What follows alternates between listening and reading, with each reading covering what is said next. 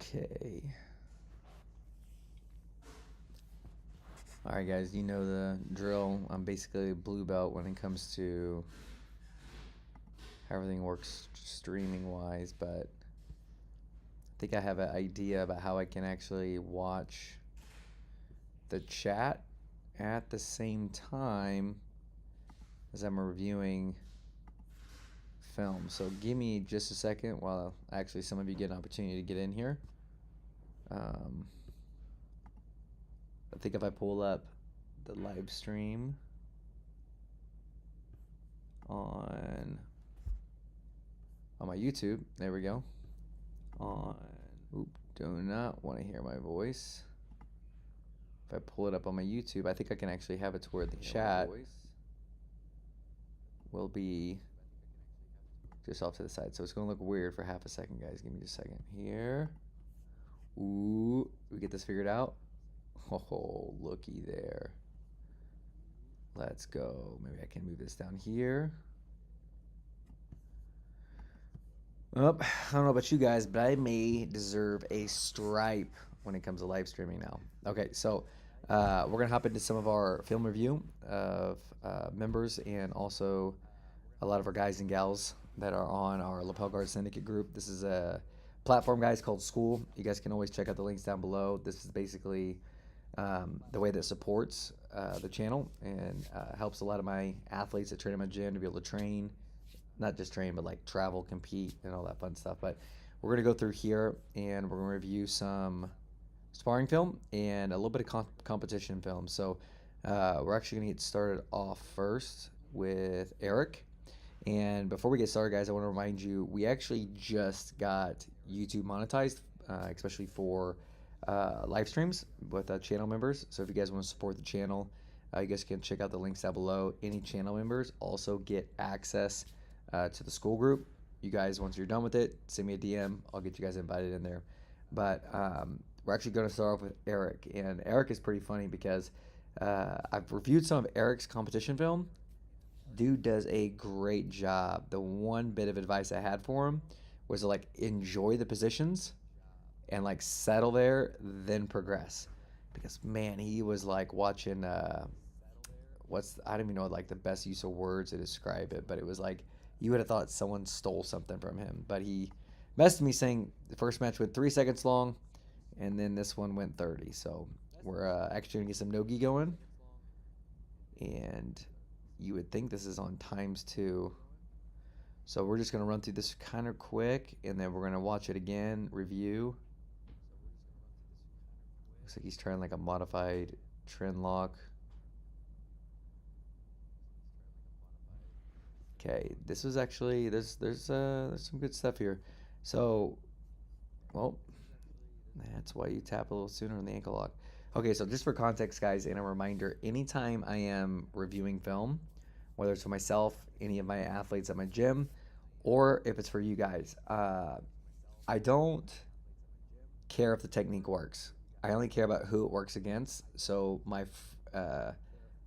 mind is more about like displaying the highest level of jiu-jitsu possible, and I view jiu-jitsu through the lens of like a game of probability, right? So though there are things that can work against some people, it's not going to work at the higher level or against these higher level guys, or maybe potential strength or flexibility. So the way I'm always thinking is about if what I do works against the absolute best, it actually works against the rest.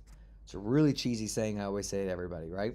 So when we're going through this, some of this will be nitpicky, but you want to be nitpicky with your own film or have someone to help you to be nitpicky to help you guys improve faster, because the goal is to improve our level of jiu-jitsu. You improve your level of jiu-jitsu, it's going to be a lot harder for you guys to lose matches and for you not to get the outcomes that you obviously train for and hope for. So I got one small thing I'm doing on my phone real quick, so I'll make sure I'm good to go. Okay. All right, so let's go ahead and get started here. So from what we saw in the beginning, just briefly running through, we saw Eric pull, and actually it looks like he almost got his hips directly under him. And some of this, man, you're going so fast. I'm about to rewatch a couple times. So we have this collar grip, and off the pull, this is pretty good, but I will tell you, it looked like for a second he was showing you the right side, which you definitely instinctually felt that, and then you went to the left side, which was the right call. But the left side was actually open originally. So when you get here, where is our right foot? Our right foot is on the outside. Okay, this will be a hair nitpickies, but we're just gonna focus on some concepts here because I don't think you made the wrong call here. And he has your collar almost the whole time, but as soon as I were to pull in this position here, the collar grip is almost useless right here, right? When you're looking at connecting and attaching to somebody's legs, right now all you have are your legs and potentially just one arm, your left arm. Now, I will say, as fast as you are, Eric, man, you could be holding the head and still have that arm somehow available to do something. But just going through this initial part of this match, I don't even think this is horrible. This is actually pretty good. The only thing I would say, you see how he's able to get up on top? He gets like a decent job of kind of getting underhook here. I like this knee to putting tension and framing. Let's see if we can find it again. You guys are too damn fast. This knee framing at the far hip, right? So you're going to keep your foot connected to the far hamstring, but your knee is going to put tension into the far hip. So think of like the two front bony parts of your hips. They're called AS and ASIS. You're going to put tension that way. And then with him having this underhook, which I don't know why he has that with the knee on your belly, his best hope. Man, flat on half guard's not even there. Going for this underhook is not a good idea by this guy, but it's the heat of the moment.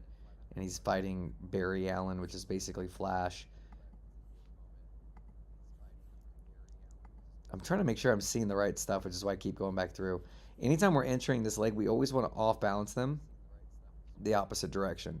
So whether we physically move them or like your right hand, it can actually go to what we call a lat grip. So you're going to go like this. Think about your pinky going into the armpit, and you're looking to take his head off the center line and off to the side. What this does is it's going to make this leg heavier and this leg lighter. Now, it's not that we care about it being too light right now. It's not a huge deal. But you see how he's got this nice bend here? We want this heel further away from his butt. For his heel to get further away from the butt, his leg has to be elongated. That leg is elongated, that ankle lock is going to be so much more available here. So as we're doing this, this knee kind of retracts towards your chest, pulling the calf almost this way. And then your hand to the Achilles. I personally prefer the heel, so maybe you catch the Achilles and then like kind of false grip towards the heel. And you're going to pull like an arching motion here. So with this knee being in front of the far ASIS and kind of like towards the belly, floating between the two and whichever one you need, you can be off balancing this way. With this knee coming this way right here, it's going to help pull the ankle, and it's going to give your foot more space to get to his hip. And when you do this, you're not trying to like drive and explode. You're trying to like stay tight and control, if that makes sense. Because if this hand was actually on the lat grip, you actually would have been off bouncing him this way. And even if he gets control of your head here, you frame on the lat, kind of flare your elbow, and your head can go under his far arm. And then his head is over here, and his poor ankle that is about to get destroyed is over here on the side. So this is what I would tell you. And this is more of like my mindset when it comes to ankle locks and really just any submission in general. I view submissions as guards, as in they are obviously like a form of control. But the only time I'm applying any braking pressure, braking mechanics, or any chokes is when I know I have it. Because in a scenario like this, if you're just like exploding really hard, you could pop the guy's ankle, could not feel good.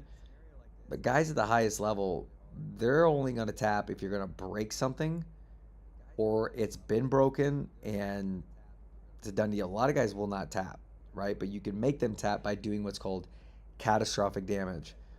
All of the power in this position comes from our feet. Now, there are mild exceptions, like with a Aoki lock in this position, but even then, you may get a couple pops, but you're gonna have a really tough time popping or breaking somebody's foot and getting a tap at a higher level. But you see how I was able to rotate here and nothing's quite happening. We're going to talk about kind of what you do a little bit later, because you actually make an adjustment that was really good, but we should have been looking at this sooner. There's potential of him controlling your upper body, him basically sacrificing the short-term flexibility of his ankle and potentially attacking your back. These are things I have seen before, and man, it stinks. The other thing that stinks that you got to keep in mind about this style is that, like, Eric is, I'm going to kill you and I'm going to kill you now. It's not necessarily wrong in Jiu Jitsu. You can have a lot of success with it. If he weathers this storm and you guys get into deeper waters, a lot of times due to this aggression, it's very tough to keep your adrenaline at a neutral, kind of like not crazy spiked level. Because right now, your adrenaline is crazy spiked. You're going crazy. You're very like ready to go. You're on this crazy ankle lock and you see the finish line. The problem with seeing the finish line sometimes is that if you end up realizing, hey, I don't have 2 steps left, I've got like 100 or 1,000, it could be demoralizing. You could have adrenaline dump. Things get really tough. But if you approach this position as like, I'm going to get control of the ankle, get my power source, which comes from her feet in this scenario, in the exact position that I want to, then when you apply the braking pressure, it's to do catastrophic damage. And the only time you stop is when the referee says stop. You're not trying to tap. You're trying to do catastrophic damage here, right? So I do like at least the idea that I feel like I'm seeing here, which is you adjusting to fix the power source. But it looks like you kind of go for a bit of a trend lock in this scenario. With the trend lock, with the grips that you have, your hands are locked up. I would encourage you to actually go to what's called a shotgun grip. But with a shotgun grip, you're not just going to go like to the shin. I would encourage you to almost take your top arm, so your right arm, put your thumb into the actual knee to push the knee this way. And you can actually use this knee to kind of like push up your pinky toe, pinch the knee up to get the knee off the ground. Then it's going to give you a better angle to bring this foot in place so the back of your knee gets in front of the ACL. So then you can actually apply a trend lock. Then you can go back to the shotgun grip up towards the ankle or an elbow-to-elbow grip, whatever you like to do in this scenario, and then it's going to be there. Because you see he's able to get his knee back down. This did, though, I could tell increased pressure, but again, it's going to be tough. The goal is not to tap somebody, it's to do catastrophic damage, right? You tell it's not working. Now this is when the power comes in. Because now he's focused on the wrong stuff. I can't tell if he's focused on your head or your hands, but even if he's focused on the top arm, you can just let go of that top arm and still like obliterate somebody's ankle, their foot. Things can get really bad. He should have gone all in on bringing his hips this way, bringing his upper body back, and getting this foot off the hip this way. Then he just has to watch for you double stacking your ankles, curling your heels in.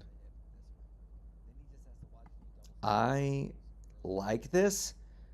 But watch this leg and ask yourself, how is the left leg helping in this submission? It's not, right? When you look at this, I could see a bit of the heel. This tells me it's a lot of pressure on the ankle. You're probably going to get a good pop. You could make them limp for, a little bit. But adrenaline, dude. Adrenaline is one hell of a drug, and that doesn't even mean, number one, they're going to tap or they can't even compete the rest of the day. Like one example, this is not like of the ankle, it's of somebody's arm. You guys can go through my channel and look back at my match I had against Jackson, a guy at last year's Pans, and I ended up injuring my back in the first match, right? With Vitor Hugo when I ankle locked him, and then I went and fought Jackson, and I caught Jackson in a triangle, and then it switched to an arm bar because he gave up the arm. Jackson's arm didn't just like pop, it like gave, but like instead of going this way, it went the other way. His arm, I felt it pop, and then like 2 thuds that I felt through my groin, my hips, and everything. It was nasty. He was able to push through it. He went through to day 2. Now, granted, he had his arm taped up from like the forearm all the way up to like mid bicep. I don't know how he passed a drug test, if he was taking any pain medication or anything of that nature, but he was able to fight until getting second place, right? I ended up getting medically DQ'd in that match because of my back. We'll go ahead and skip over that part. But the point of me sharing that is that, like, even if you can do a little bit of damage, you want to do such catastrophic damage that if I'm like talking about the arm bar, I want the pinky basically touching the back of his shoulder. Like, think about how catastrophic and nasty that arm bar would be, right? So, an only way to do this with the ankle is that you need to be using both of your legs, because then you actually are using the best power that you have available. Then we can start thinking about the hand configuration and how you could do some real damage here. Now, in reality, you would want to keep this foot. You're not going to probably be finishing belly down here because you're going to kind of be giving him time to square back up, but the squaring back up is only going to make it worse for him. In this scenario, it's not really good to double stack your feet. What you're going to be looking to do is not bring your hips to the ground, but actually bring your hips higher, take this leg and bring in what we call a 70-30 hook. So this foot hooks behind this hamstring. When you hook behind that hamstring, now the power that you have available is going to come from your legs, not leg and singular. In reality, like, is this really helping with the power, or is this foot, because his hips are going down this angle, is just keeping him in play, right? Now, I want to reiterate, great job getting this ankle lock. I love watching your pace. I would like for you to slow down just a little bit, just because I think it accounts for the higher level guys. If you do these things that I'm sharing with you, your level of jiu-jitsu is going to improve, and your quality of matches are going to improve. Now, having a match is like 2 seconds long, then 30 seconds long, sounds like high quality to me. It's the guys that are willing to eat these ankle locks, and because you cannot catastrophically destroy their ankle, man. Because my intent, even if they don't tap and they get out, I want their jiu-jitsu to be compromised. That's the goal, right? Let's go ahead and see you finish through here. Get your hand raised. I am excited to see some of your training film too, man. Man, holy cow. I bet your matches take up the least amount of memory. Look at this dude. Freaking beast. What is this? 4 seconds, bro. You imagine registering for a tournament and losing in 4 seconds. All right, so we're going to hop over to Sean now. Sean, freaking love this dude. This dude's freaking awesome.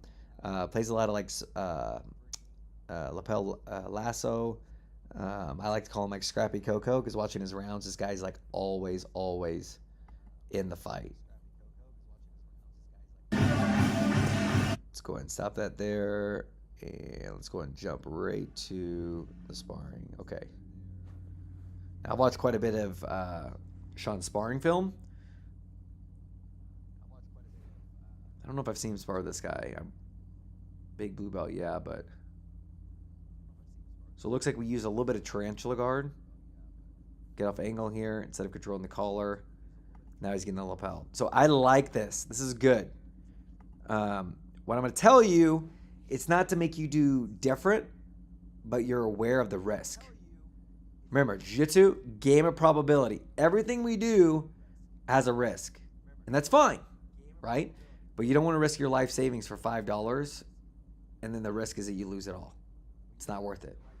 In this scenario, unless he's like down on both knees, you want to pay attention to the risk. If you let go of this collar, there is nothing controlling his posture.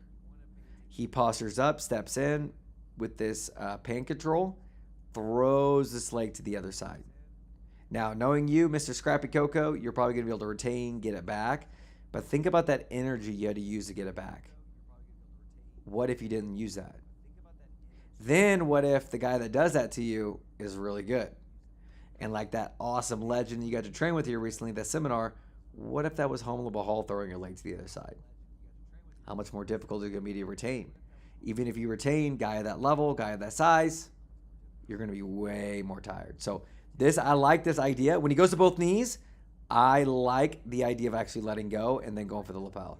Because in order for him to posture up, he's got to get to one or both feet. And you got plenty of time to control the collar again.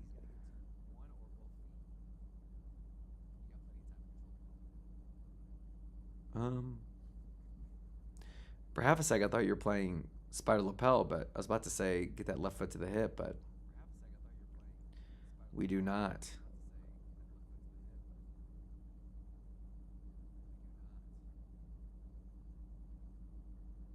So why would you guys think, and I want to hear in the comments below once I get there, why is it not a good idea for our friend here to be wrapping around the calf and knee area, even though it looks like he's kind of towards the ankle, but it is about to rotate to right here? Why is this a bad idea? Keep in mind, Sean has a spider and he has control of the collar, but our boy right here has control of the leg that's behind the knee or calf. So whether you guys are watching this live or you guys are watching this back, let me know in the comments below, why is this a bad idea? What can happen here is that Sean's going to sit up and he's going to grab behind this kind of tricep towards the elbow area. So right about here. He's going to pull this towards his body. When he pulls this towards the body, the spider hook is now going to go, taking the back of his left knee and go around his neck. You guys see what I'm talking about right now? Sean has a triangle. This is something you do not ever want to do playing against tarantula guard. Now, Sean, triangle this puppy, dude. Help your teammate. But I'm going to go with Sean's an expert. He already knows, dude. He's just got something else cooking he's trying to work for. Oh, I thought you were about to sit up and grab the elbow. I was hoping. It's not quite there now because now your right foot's on the ground. What in the guillotine city are you looking for? Had to reset that. Yeah. Yeah.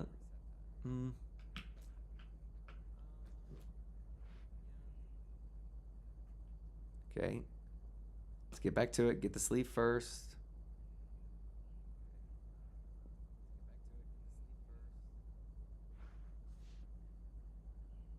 What are we doing here?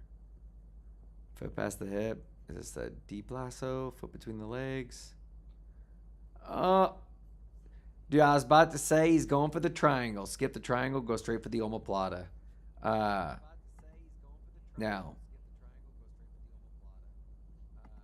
I'll say this, because I feel like I'm going to hear he's got short legs.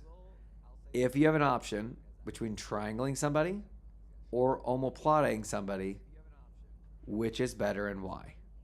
Again, I want to know in the comments, guys, why do you think one is better than the other? My answer is the triangle is better. But it's not for what you think, because the omoplata is a very dangerous, very effective position. In fact, guys, like my purple belt, I've got Ethan, I think has the most dangerous omoplata out of anybody I've ever trained or competed with. Keep in mind, he's light feather. He's only been doing Jiu Jitsu for 4 years, and I've trained with a lot of the guys I go cross train with, world champion, pan champion, you name the major, they've got it. But the thing with the omoplata is that they can let their shoulders get just obliterated, and it can eat up a lot of time. Now, I don't mind if that's the only option that I have. But if my goal is to win the game of jiu-jitsu, and I know I don't do submissions with the intent of tapping, I do with the intent of for what they're built for, think about the triangle. Do I need my opponent to tap in the triangle for the match to be done? No. They'll go to sleep, right? So if I have a choice between choke or joint type lock or manipulation, I'll always take the choke. And this is especially true with like MMA guys, because anytime I ever have an MMA guy comes in or a wrestler, I rarely ever go for joint locks. They just won't tap. They're too tough and a mix of dumb for their own